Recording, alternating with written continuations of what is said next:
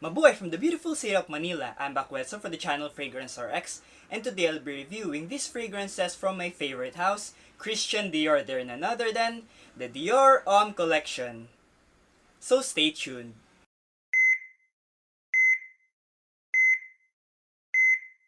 I'm a big fan of the Dior Homme line, and I'll be honest, it wasn't a love at first sniff for me. It just grew on me, and ever since that day, I said to myself, I need to complete the whole Dior Homme line, and I'm very proud that in just a span of 1 year, I was able to collect all of this, the whole Dior Homme line. Now, I will try to do a thorough review of this whole Dior Homme collection right here.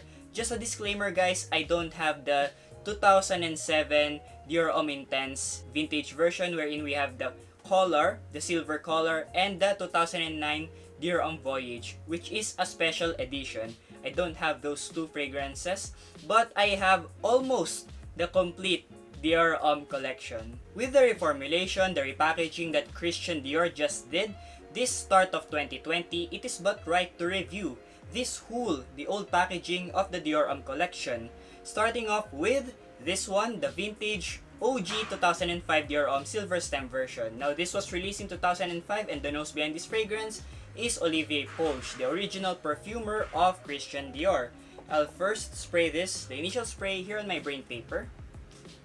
Right off the bat, I can smell, guys, that lipstick, lovely lipstick vibe. And it is somehow a floral version because this one is iris and cacao. I'll spray it here. This version was released in 2011 and the perfumer behind this fragrance is François Demachy. I compared these two fragrances in my previous video. I'll put the link here. At the start, they both smell the same. Somehow the same, they're at the same ballpark. They both have the lipstick vibe. The vintage version is more floral, more potent, has more punch into it than this one, the 2011 version. This 2011 version goes straight to the iris and cacao, while this one, the vintage version 2005, is more floral and has somewhat a greener vibe into it, maybe because of the vetiver. And I prefer this vintage version compared with this original 2011 version. Well, they do not have much of a difference at all, these two fragrances, so if you can find this silver stem version, you can go with this black stem version anyway. For the dry down, still the same. It's more floral. This one is more floral, that vintage version, and this one, still iris and cacao. This Dior Homme original version. Now moving on to the next fragrance in the Dior Homme collection, we have here Dior Homme Intense. Now this was released in 2007, the original, the silver color, but I do not have that. What I have is the 2011 version. Okay, so I'll spray it here on my brain paper.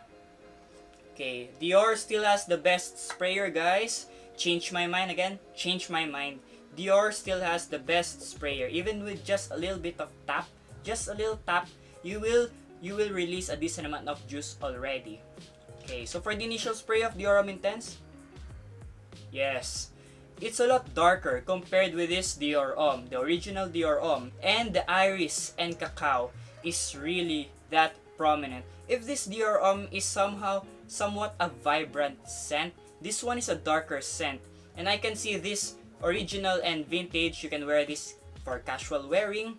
This one, you can wear this in formal occasions and as a date scent. These two fragrances, very versatile scents. This Dior Homme Intense is perfectly worn in the fall and in the winter. So for the dry down of Dior Homme Intense, I can smell a little bit of leather here in Dior Homme Intense, which is not found in the Dior Homme Original and Dior Homme Vintage. The lipstick vibe here in Dior Homme Intense is a lot stickier compared with this Dior Homme Original. So perfect date scent, perfect for formal occasions, this Dior Homme Intense. Next in line, we have here Dior Homme Parfum. Now this one is considered the granddaddy of them all because this one, just look at the juice guys, it's the darkest of them all. Now this was released in 2014 and the perfumer again is François Demachy. Now they say that this Dior Homme Parfum is the best of the line. Well, let's see. So for the initial spray of Dior Homme Parfum, see how dark the juice of Dior Homme Parfum is. It's really dark. And right off the bat, ooh guys, yes. The leather vibe is really potent here in Dior Homme Parfum. If this has leather, this has lesser leather. This one has the most leather in these three fragrances right here. Yes, the leather is really strong here in Dior Homme Parfum. You can barely appreciate the iris in this Dior Homme Parfum. So for the dry down of Dior Homme Parfum, the iris starts to emerge. The original Dior Homme, you can smell it at the dry down, but at the initial spray and at the middle part, you will just appreciate the very strong leather vibe that this fragrance, Dior Homme Parfum, has to offer. In my opinion, this fragrance is very niche quality. It's like a niche juice inside a designer bottle. Very elegant smell, guys. Very niche quality. You should wear this in formal occasions, and you can wear it as well as a date scent. So this one, the granddaddy of them all, I agree, I definitely agree that this one is a very niche quality fragrance. The best of the line, well, we'll see later on. Now, moving on to the next fragrance in the Dior Homme collection, we have here Dior Homme Eau. Now, Dior Homme Eau was released in 2014 as well, same year as this Dior Homme Parfum, and this one is the fresher take of Christian Dior in the whole Dior Homme collection. Now, let's see how this Dior Homme Eau smells like. Rumors says that, well, this one will be discontinued. I don't know why Christian Dior will discontinue this fragrance. This one is a pretty pleasant scent. Oh yes, very fragrant smell, guys. Very relaxing scent. Now, others claim that this smells very similar with Prada L'Homme. I have here a decant of Prada L'Homme and I'll spray it here on my left hand, just to see if they really have similarities with each other. Now, let's wait for it to dry down first. Now, this Dior Eau for men has some powdery vibe into it. When you smell it in the initial spray, you can barely identify the iris. You will just appreciate that very powdery scent. But as you go towards the middle part of this fragrance, yes, it starts to become a sweeter vibe, sweeter powdery vibe, and you can appreciate the iris a little bit. This is the cleaner take of Christian Dior in the whole Dior Homme collection. So I'll skip first the comparison between Prada L'Homme and Dior Homme Eau for men. I will now go to Dior Homme Cologne, the 2011 vintage silver stem version. Now this was released in 2007 and the nose behind this fragrance is Francis Kirk de Dijon. The only fragrance that Francis Kirk de Dijon did in the whole Dior Homme collection. So what can you observe, guys, in Dior Homme Cologne? It's just the same juice as this one, the original vintage 2005 Dior Homme silver stem version. And yeah, right off the bat you can smell the iris, guys. That iris is somehow prominent in this Dior Homme Cologne. You won't appreciate the fresh, citrus, refreshing vibe that Dior Homme Cologne has to offer, the 2013 version. But what you can appreciate in Dior Homme Cologne is this floral iris combination which somehow resembles this Dior Homme original vintage version. These two fragrances really smell very identical. It's like you put Dior Homme vintage in a bottle of Dior Homme Cologne. That's how similar these two fragrances smells like. And for the dry down, yes, iris is still there, guys. Very prominent iris. It's really not a citrus scent at all. Very much different with this 2013 version, which I will go right now. Now, this was released in 2013 and the nose behind this fragrance is again François de Machy. This is Christian Dior's take, fresher citrus take on the Dior Homme collection. Yes, oh my god, that very refreshing scent, guys. This one is a perfect summer scent. This is the most perfect fragrance in the whole Dior Homme collection, which is very fit here in our climate in the Philippines, which is very hot. I get that grapefruit bergamot combination, which is really refreshing and a very citrus scent. And for the dry down, yes, it's a very linear scent, guys. What you spray in the opening, you will still smell it at the dry down of this Dior Homme Cologne. Bergamot and grapefruit, those two refreshing notes. I will just add that this Dior Homme Cologne has a similar vibe with this Dior Eau Sauvage Cologne, and let's see why. I'll spray it here on my right hand. Okay, so this Eau Sauvage Cologne by Christian Dior has citrus into it, very citrus refreshing vibe, but it somehow has a greener vibe into it. Well, not only the juice, but also the smell. I think this has vetiver into it, which makes it a greener scent compared with this Dior Homme Cologne, but they are at the same ballpark. This is just a little bit brighter compared with this Eau Sauvage Cologne because this somehow has an earthly vibe into it because of the vetiver. Both fragrance perfect for the summer season. Okay, so going back to this Dior Homme Eau, comparing it with Prada L'Homme. Now this Prada L'Homme is somehow a sweeter powdery scent compared with this Dior Homme Eau for Men, which is much floral powdery scent. That's how I can compare these two fragrances. They are both powdery scent. And Prada L'Homme is much stronger compared with this Eau for Men. So that's a major difference between those two fragrances. Now moving on to Dior Homme Sport 2017. I'll start first with Dior Homme Sport 2017. And this fragrance was released in 2017. The nose behind this fragrance is, again, François Demachy.